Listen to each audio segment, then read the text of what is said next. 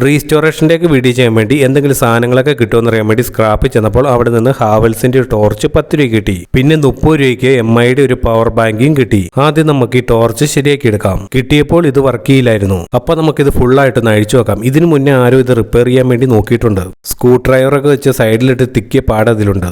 അപ്പോൾ നമുക്ക് കിട്ടിയ പവർ ബാങ്ക് ഞാനൊന്ന് ചെക്ക് ചെയ്ത് നോക്കിയായിരുന്നു. അപ്പോൾ അതിൻ്റെ ബോർഡ് കംപ്ലൈൻറ്റ് അത് മനസ്സിലായി. ബാറ്ററിക്ക് പ്രശ്നമൊന്നും ഇല്ലായിരുന്നു. അതിൻ്റെ വീഡിയോയും ഉടൻ തന്നെ ചെയ്തേക്കാം.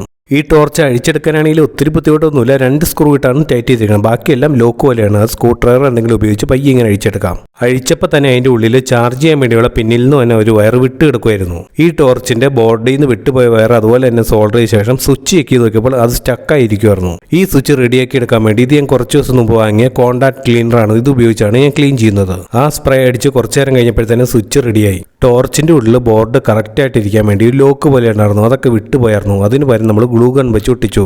പിന്നെ ഈ ടോർച്ചിൻ്റെ ബാറ്ററി മൾട്ടിമീറ്റർ വെച്ച് ചെക്ക് ചെയ്ത് നോക്കിയപ്പോൾ അത് പോയതായിരുന്നു. അപ്പോൾ ആ ടൈപ്പ് തന്നെ വേറൊരു ബാറ്ററി എൻ്റെ കയ്യിലുണ്ടായിരുന്നു. അതാണ് ഇതിൽ വെക്കുന്നത്. ടോർച്ചിലുണ്ടായിരുന്ന ബാറ്ററി മാറ്റിയ ശേഷം വേറെ ബാറ്ററി വെച്ചിട്ട് സ്വിച്ച് ഓൺ ചെയ്ത് നോക്കിയപ്പോൾ അതിലെ LED അടിപൊളിയായിട്ട് തന്നെ വർക്ക് ചെയ്യണ്ടായിരുന്നു. ഈ ടൈപ്പ് ബാറ്ററിയൊക്കെ നമുക്ക് ഷോപ്പിൽ വാങ്ങാനും കിട്ടും. ഇത് 4 വോൾട്ടിൻ്റെ ബാറ്ററി ആയിരുന്നു. ഇനി നമുക്ക് എല്ലാം ടോർച്ചിൻ്റെ ഉള്ളിലേക്ക് ഫിറ്റ് ചെയ്ത ശേഷം നമുക്ക് കവറൊക്കെ ഇട്ട് അടച്ചെടുക്കാം. ഈ ടോർച്ചിൻ്റെ കവറിട്ട് അടച്ച ടൈമിൽ വേറൊരു പണിങ്ങനെ കിട്ടി. ഇതിൻ്റെ ചാർജിങ്ങിൻ്റെയൊക്കെ ഇൻഡിക്കേഷൻ്റെ ഒരു LED ഉണ്ടായിരുന്നു. അത് ഞാൻ കവറിട്ട ടൈമിൽ പയ്യെ ഒന്ന് ചെരിച്ചായിരുന്നു. അതിൻ്റെ കാല് ഒരെണ്ണം ഒടിഞ്ഞു പോയി. ആ സെയിം മോഡൽ എൻ്റെ കയ്യിലില്ലായിരുന്നു. ആ LED ഒരെണ്ണം വാങ്ങിയ ശേഷം ഇനി അത് മാറി വെക്കാൻ വേണ്ടി ഉള്ളതാണ്. അപ്പോൾ നമ്മുടെ ടോർച്ചിൻ്റെ കവറെല്ലാം ഇട്ട് അടച്ച് സെറ്റ് ചെയ്തെടുത്തിട്ടുണ്ട്. ഇനി ഇതിൽ 2 സ്ക്രൂ കൂടി ഇട്ട് ടൈറ്റ് ചെയ്യാനുണ്ട്.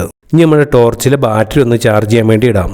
ഈ ടോർച്ചിൻ്റെ ബാക്ക് സൈഡിലാണ് പ്ലഗിലേക്ക് കണക്ട് ചെയ്യാൻ വേണ്ടിയുള്ള പിന്ന് വരുന്നത്. അത് നമുക്ക് നീക്കാവുന്ന രീതിയിലുള്ളതാണ്. ടോർച്ച് ചാർജ് ചെയ്ത ശേഷം ഓൺ ചെയ്ത് നോക്കിയപ്പോൾ അടിപൊളിയായിട്ട് തന്നെ വർക്ക് ചെയ്യണ്ടായിരുന്നു. നല്ല വട്ടം ഉണ്ടായിരുന്നു.